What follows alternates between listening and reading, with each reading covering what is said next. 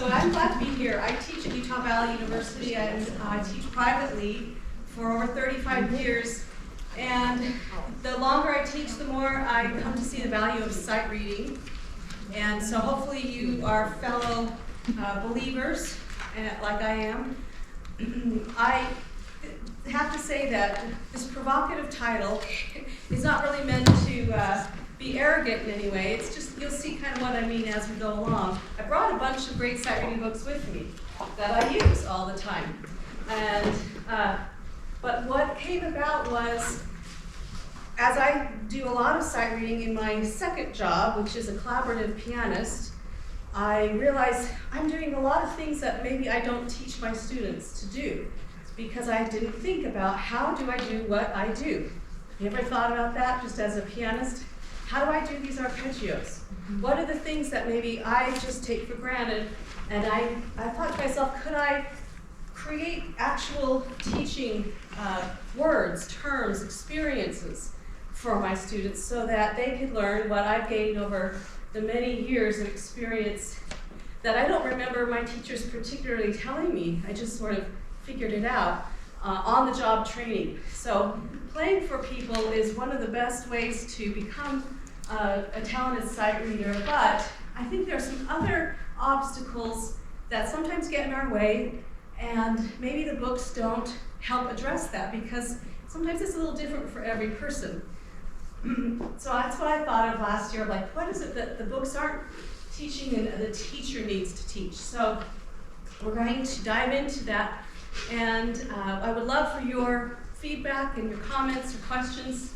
Feel free to jump in.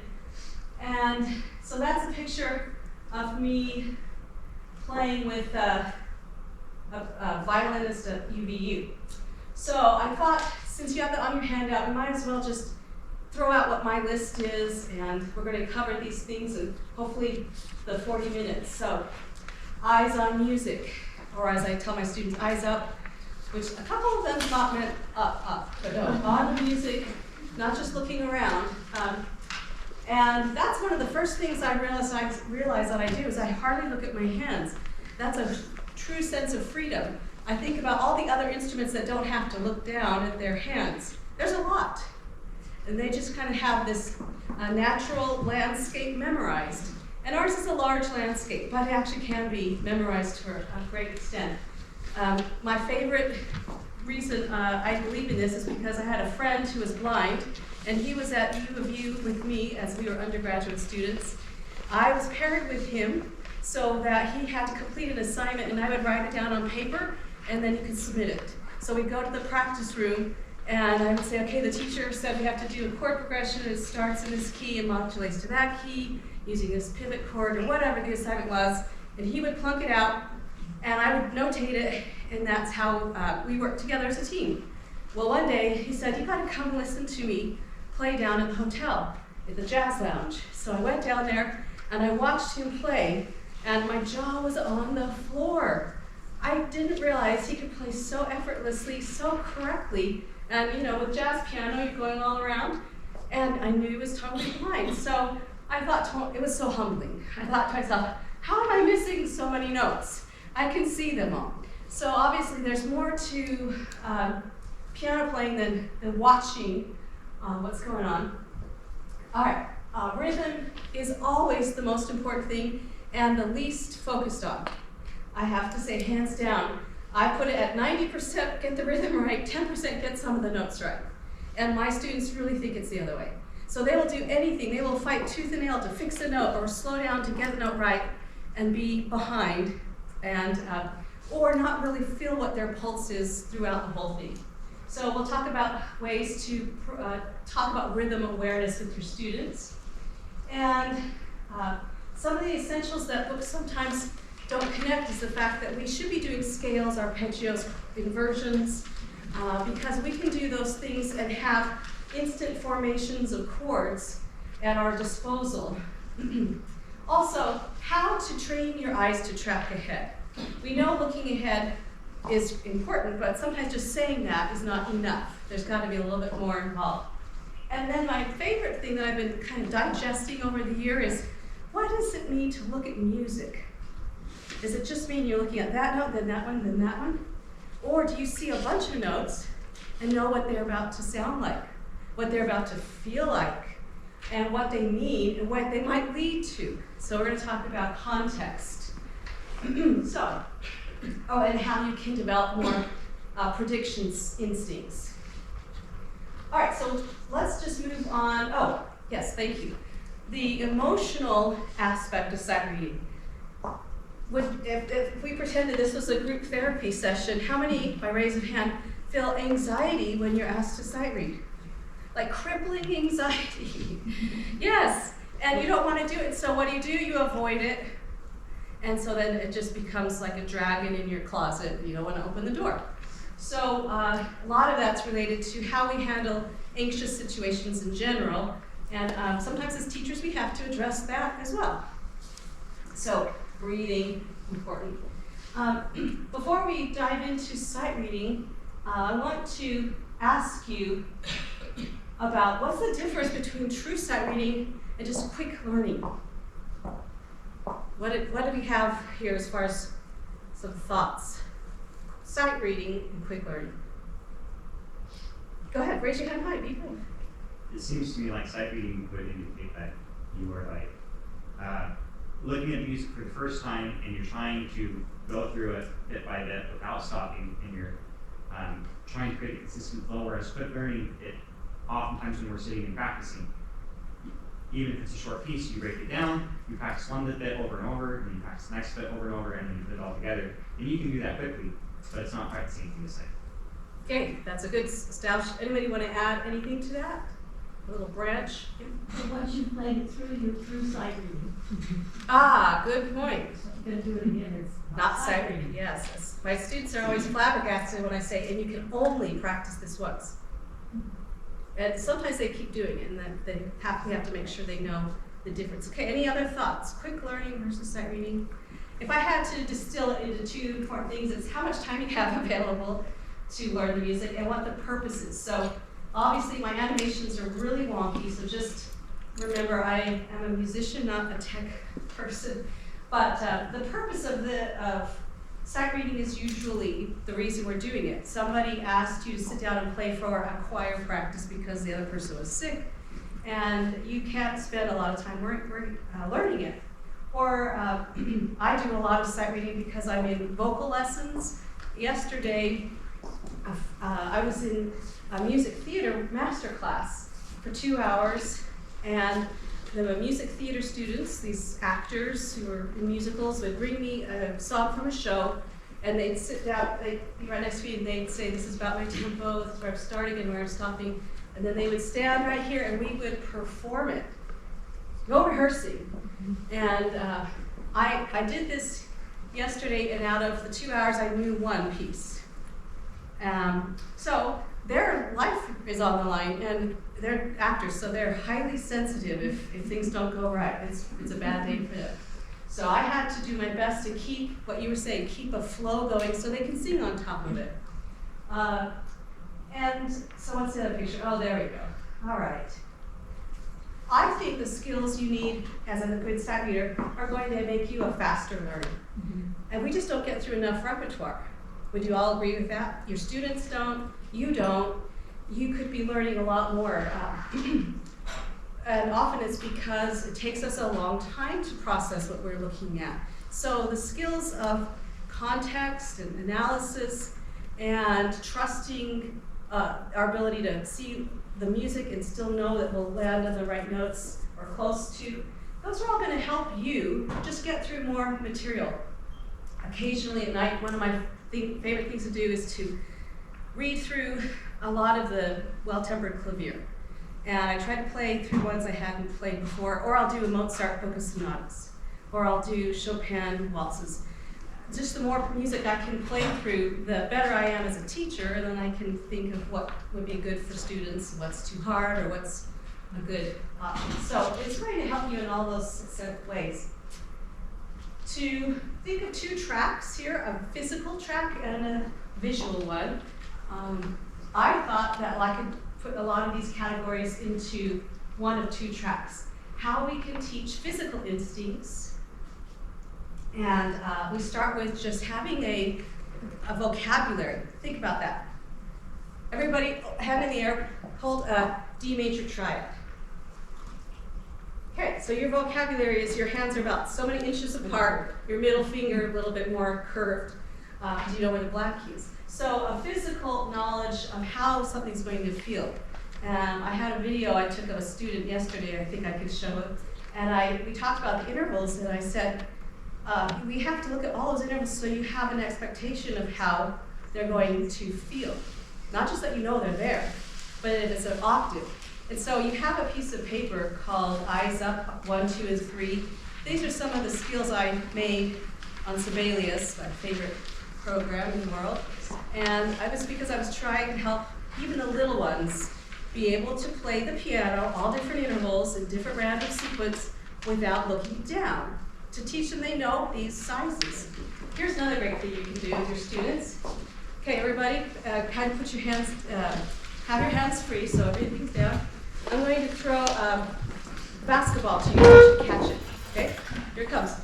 Catch it. Oh, some of you have never held a basketball before. I'm a little worried, but you're pianists, so that makes sense. Okay, I'm going to throw a golf ball to you. Catch it. Okay, there we go. So that's just what helps my students realize, oh, I know things, how big and small they are without looking at them. All right, so I might prove that to them, but I still have to get that in their system. So we do things like Eyes Up. And when we talk about intervals in our sight reading, sometimes I can do ghost play, so they remember that. The other aspect of physical is the rhythm. And just the other day I had a student, a boy, and we were sight reading, and he was playing a set of eighth notes that ended with a quarter note. And then it had another set of eighth notes. And he did this. And so he's only focusing on the note. He had no internal pulse. And even though I brought it to his attention, it wasn't getting fixed. So we got off the bench, and we had to walk and tap and count. Because one thing you can't do is cheat your feet. Your feet don't like to change the pulse, right? So a lot of times we'll clap and walk. And after he felt it and we counted, because even the counting wasn't really doing the job. It was a physical thing he just wasn't tuned into. Then he did the same exercise great. Now, if I had had more time, I would have given him a sight reading of a second one that he'd never seen, and we would have talked about that. But awareness of the physical aspect of rhythm. There's this part of understanding that 1 and 2 and 3 and 4, and there's ands in between. But if you don't know what the heartbeat is, you're still out of luck, under pressure. This is also one of my most difficult aspects still, after all of this time sight reading. So, ghost play is another, you may call it different things. I like to call it ghost play or ghost practice, where I do let the students go through the sight reading without making any sound, and that way they get to touch all the black keys. Really important that we find out where all the black keys are, and we physically touch them and know how we're going to get to them. So that's another aspect, another instinct. Directions of music. Noticing when things change what they're doing. If your right hand and left hand have been going up, and then one changes direction, that's usually a place of breakdown for students. So if we see patterns, specifically directions of lines ahead, and we can anticipate that, we won't make as many mistakes there. So that's another physical instinct.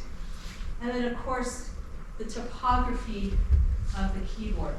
A topographical map are the kind that you get to rub your hand on. You can feel the mountains and the smooth lakes. Those are the most awesome types of maps. You can do some topographical training when you're doing your scales and chords and arpeggios just by having them close their eyes. And one good thing is to try to do this yourself. Just do some inversions, because that forces you actually to kind of lift and shift your hand. So that's one of the more challenging ones. arpeggios have just intervals, but sometimes they're not aware of the difference between the fourth and when the third comes back. And it kind of forces them to understand their technique from a physical standpoint. So, something like that. Also, the little kids, when you're teaching them about where middle C is and how it's in front of two black keys, this is a really fun game for them. Don't let them look and see if they can find a C. Yeah. So it's like how you play organ pedals. You have to just know the landmarks on the piano. Some of the senses I notice that I use are grouping notes together to form a chord or an understanding of what the pattern is. And a lot of that's from understanding the high and low point of something. So I know where my hand position should be to get the next group of notes. And I'll show you a video of that. Another aspect that you gain quickly is an understanding what the texture of the piece is. Is it like counterpoint, so there's one line against another, or is it chords in the left hand and melody in the right? Is it a lot of broken Alberti bass? Things like this. So that's a different texture than this.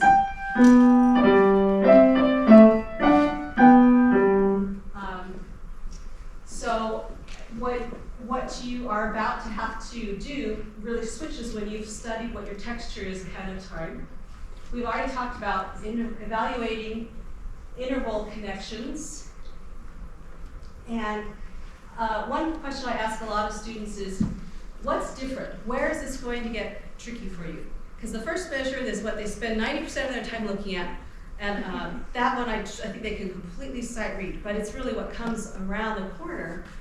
Anomalies in where the patterns change, where there's a note completely out of the register that is going to mess you up. So if you have a second and you're like, all right, that's going to be over here, all right. So I do a lot of mapping, trying to get them to see in anticipation, I'm going to be moving my hand this way. Coincidentally, my left hand's actually going to move the other way, or whatever the requirements are. So we take a look ahead, but we're looking for specific things. We're not just scanning sort of empty glaze in our eyes. We're really scanning for things we know will give us problems and not worrying about things we know will not give us a trouble. So we look for changes and anomalies. So there's my topographical map. And what did I say here? We talked about the training and the technique and rhythmic mastery. So before I leave this slide, I wonder if you have done anything with your students or have experience as your own experience of sight reading where you felt one of these areas was lacking or tripped you up, or some way that you handled that situation. Yes? I find a lot of students really intuitively do have a good sense of where their hands are on the keyboard, but they just don't have confidence. So they constantly look down at their hands to check to make sure that they're right. And to kind of make sure that they keep their eyes upon music, sometimes I'll hold the forward just a little bit above their hands so they can still move, but they can't see what they're doing. And it kind of forces them to keep watching music, and almost invariably, if it's a piece they've been working on for a couple of days, they play it perfectly. Yes, okay, great suggestions. Do you think you could run in and grab me a paper plate from the bag that I'm putting stuff away in? Sure. Thank you. And what were you going to say? Sometimes I like to give some exercises to students and I remove the fluff and the information of the time signature and all that stuff, but I mean usually what I give them does not have measures, but the point that I'm saying is the clef, where then I say, okay, let's try this starting in this position. Okay, do the same thing now starting in this position, so that they have to then feel their way through the shapes and finding their way through it, and maybe even applying, like, let's say, this was in C major and then transposing it to. So they add their own sharps and whatnot. If they're at that level of understanding, yeah. But otherwise, I'll just be like, we're only playing white keys. So, yeah. Good ideas. Yes, over here. I'm a big proponent of the steady beat. I feel like that's the foundation of music. And if you look at Utah State standards for teaching elementary kids, steady beat is the very first thing that you teach them. And I think the physicality, like you were talking about, like walking that, dancing that, moving that, how can you really embody that steady beat so that it becomes like an integral part of, they can really feel that. And it's fun because it's away from the keyboard. Yes, yeah, all those away off the bench activities. I've had students where I'm trying to teach them how to tap their foot. I have a couple boys who naturally do it, and I say, good, keep doing it. And then others that really need it and they can't. It's really a challenge for them to do that with their body. But if you've got a foot tapper or you can experience larger muscles keeping the beat, that's fabulous. Was there a hand over here? Hello! Hey, good to see you. Juliet taught me in high school. I love teaching sight reading, and the biggest thing that I have had a hard time fixing is my kids all stop for their mistakes. They're so anxious about their mistakes, and I do want them to be aware of it and hear it, but I don't want them to stop. So I'd love advice on that. Okay, good. We'll get to that. Any other thoughts? So this might be a little bit uncomfortable, but something that I like how my kids do is play Guitar Hero with me. Oh my gosh, that's fabulous. Guitar Hero, okay. Basic, and all you have to do is keep the beat. And so what do you see, how do you think that improves, or how do you make that connection back to their piano studies after they've done that with you? I don't know if I could put it into words, but we both notice a difference.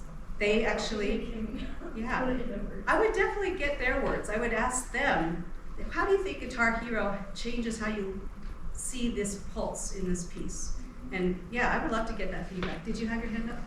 I was just gonna ask a question. I don't teach any piano lessons as of right now. I want to get into that, but I'm in the process of trying to teach a family member of how to get the rhythm down, like what you're talking about. She has like she's been able to play like things that she's able to play the notes, and she understands the notes and what she hears.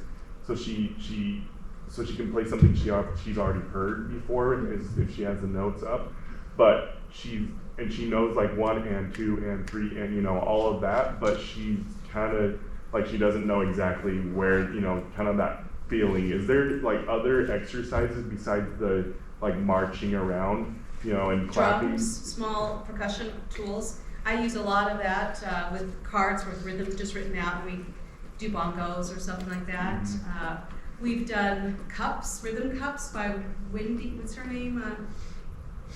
Wendy Stevens? Colors of piano. It's like she sells these rhythm pages, and you sit around a table and you tap a cup and you do fun things to a cup and make a little sound, then you pass it. There's a lot of great things. Maybe if you want to find me afterward, I can. I just remembered something I wanted to say about, if I don't time out, no! Oh, no, now we have to, okay. Well, my presentation's up, but this is not doing it. Okay, I might just need a second to tell it to go back to what it was doing. Okay, that's close enough. Yeah, I had, at UVU, I teach some piano majors and some non-piano music majors, and even the piano majors struggle with sight reading. It's kind of a universal thing. I think it gets worse the older they get. So if we're got our hands on any young people, we have to try to make that so second nature they don't give you a lot of grief about it. So one of the classes of piano majors, it's called Advanced Skills. We're working on sight reading just like everybody else. So we played a piece by Grieg, this elegy, and I had them all played out loud for the first time. Let me pull it up and see if you guys can see this. Can you see it? Oh, I'm going to see it 3 times. Okay. All right. Can you see a little bit of that? I don't know if I can zoom in. Okay. So maybe imagine you're sight reading that. And we'll talk about we talked a lot about it before we started. What were some of the things that you noticed you would want to address as a pianist? Rhythms. Uh-huh. let's just pretend this was the accompaniment for a violin piece. So there's a reason why we can't just stop and fix the notes, and we have to play with the violin. Okay, so she mentioned just knowing the triplet figure. Is that the only triplet we have to think about? What else? Repeating figures. This is what's great about repeating figures. You don't have to look at them. You play them and you look right here. So when you're playing this, your eyes are here. When you're playing this, your eyes are here. When you're playing this, and you have to tell your eyes to do that. They don't really want to. What about the switch of texture right here? So the left hand gets the melody. Did anybody notice this? 2 against 3? Okay. So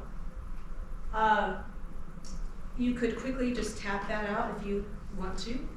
You could also come up with a strategy of not playing it. Yes, I'm an advocate of leaving out notes when it means you'll stay on the beat. So in this case, what would I advocate to leave out at this moment right here? Why the right hand? Thank you. So we had to understand what the texture was and what the needs were, and then I would also have them figure out how this is going to feel too, real fast. And so we had a couple strategies in play before we ever started. We only went to about here. We talked about this measure, because that's also going to be one where the texture changes. What would you leave out here in order to preserve the flow and the context? Which one? It's measure 14. The right hand thumb? Yeah, an inside voice that doesn't do as much, yeah. And so if I was playing this for somebody and it was tricky for me, I might have to have some strategies so that I can keep going, which is what I did the other day with the 2 hours of master class with 6 pieces I had never seen before. The beat was the main thing, so I had to have some strategies to keep me going. Always the melody and bass are your first priorities, just like in a hymn, if you have students that read hymns, because that's sort of like the framework of a painting. That's the shape, harmonic shape, or harmonic framework, yeah. And so that's a good instinct. Hymns are a great way to develop sight reading instincts because they have so much harmonic shift. All right, so we did this, and afterward, it was not beautiful, but I said, okay, how was that experience playing with everybody? And did you do better that when you had everybody playing with you? Did it kind of motivate you to keep going? And one student said, I did worse because I'm not used to these distractions when I sat reading by myself. And then the student next to her said, and I get to go back and fix the notes if I want to. So the thing that was so hard for them was they really don't practice sight reading when they think they are. They think, I'll play something I've never played before, but unless there's a metronome or somebody singing along with me, I'll slow down where I want to slow down. I'll, stop and listen until I get the right notes. And so, Sam, one way to kind of help students overcome that is to, let's get this back, let's see. Yes, it's right here. We'll present, and we'll come back to here. We'll go to the next slide. I have to tell it what to present.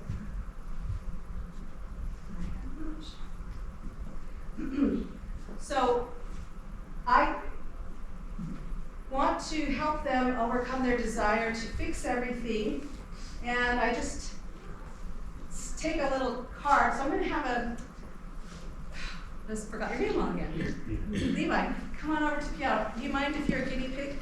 You seem like the kind of guy who can just roll with the punches. Yeah, and so there's a plate here for a reason.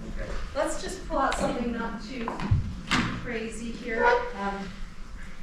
Mikrokosmos by Bartok is a really good source. This is only level 2, but it's weird sounding enough that your students who play by ear will also be having to kind of work out something. Okay, so we'll just have you do number 41. And if you don't mind, tell us since we can't see it, would you just tell us what you see first? Just rattle off exactly what you see right off the bat. In 6/8 time, we Yeah. have a C sharp in the key signature, and that's it, which is kind of surprising. Can you touch that C sharp? Which hands are going to have it? Yeah. Both hands might It'll have be it. here and also Okay, here. so he's got that. All right, keep going. There, it's in 6/8, so there's some triplet figures. Looks like the left hand is mostly triplet figures. And what's the anomaly in it? If you looked all the way to the end. It switches to 9/8 for a second and then back to 6/8, and on some of these measures, the downbeat is left out and you're just playing like a triplet without that. Good. So you notice rhythmic anomalies. What about noticing patterns and repetition figures? In what ways is this going to be easy to sight read? It looks like the left hand kind of switches back and forth between a couple meanings of chords, Okay. and the right hand has a phrase that is pretty So close to melodic repeated, phrase. Yeah. Okay. So this is real quick what he's looking at, and I'm going to ask him. So nothing too awful, but do you see where the left hand has been going from low to high the whole time, and now it's going high to low? Yes. Oh, that's an anomaly too, right? It's so Yeah, right there. right. Okay. So this is what I might do when I have student sight reading. I have a little sticky note, and but I don't know where it is. So I'll use this. Okay. Are you ready? Let's do some ghosting. Go ahead and put your hands. I want to know where you might put your hands to try to reach the most notes possible. So you don't realize this, but your brain is looking at the lowest and highest pitches in both hands. At least I hope it is. Because you're a pianist, you have those instincts. Yeah, very good. It's not the same position you normally would. No, okay. And you touch the C sharp, you know where it is, and you recognize he used the word chords, which we're going to talk about in a second. Okay, so to try to avoid stopping, we're just going to cover what you're playing as you go. And I would like you to go really slow, because I want you to feel successful. I don't make my students sight read at performance tempo, because I'm trying to build these skills, not just punish them for not having them yet. So I'm going to give you the tempo. 1, 2, 3, 4. And also, I would like you to take a big breath and exhale slowly. If you've ever been in choir, they make you exhale like in 4 counts or 5 counts or 8 counts. Super powerful. What it means is you're controlling your breath, and that's 8 counts of relaxation you're giving yourself. So I want you to actually exhale, and on your exhale, you can start playing. Okay. Yeah, not just let it all out, but control that exhale. Okay, thank you for helping us learn. I really appreciate that. Hold on. 1, 2, 3, 4, 5. For the 8th note, yeah. For the 8th note? Yes, yes. That's what I'm saying. Okay, my bad. We're pretending you're one I of thought you my were saying this. 12-year-olds. My No, bad. no. That was probably my bad for not telling you that. Okay, so we're inhaling and we're exhaling.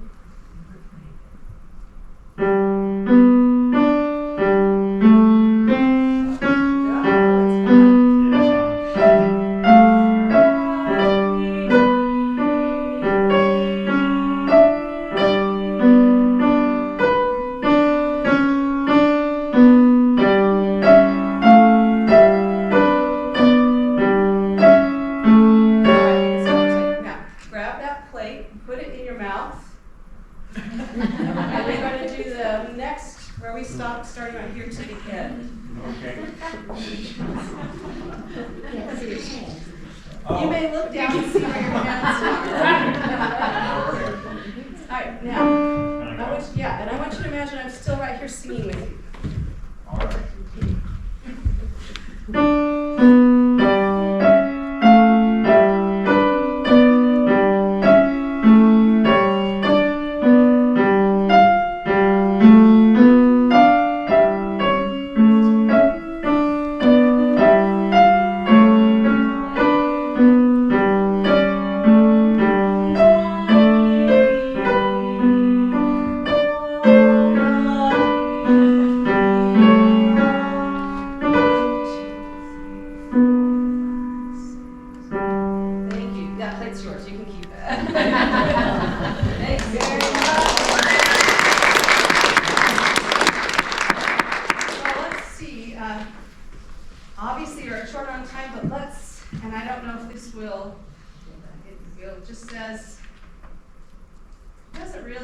want to help. It's just, all right, I'll just do these this way. Okay, go next, go to the next one, go to the next. All right, so thoughts about that, what you observed there? Or maybe you could give us your thoughts first. I found the most challenging thing was when you were covering the measure that I was playing, because that's not what I'm used to. And it was challenging to remember what I'm playing and move on in my brain. Mm-hmm. Did you not like how it sounded? Like when you first got that sound, you're like, that can't be right. That's a big part of students not sounding ugly. How can we get them over that? Play something besides Botox. Yeah. You could play ugly sounds, if you want to call them that, on a rhythm. You could say quarters. Now eighth notes. Now triplets. So they're doing some large body motions, and they're getting used to the fact they don't sound beautiful. So that's a big part of it, is we have this self-consciousness.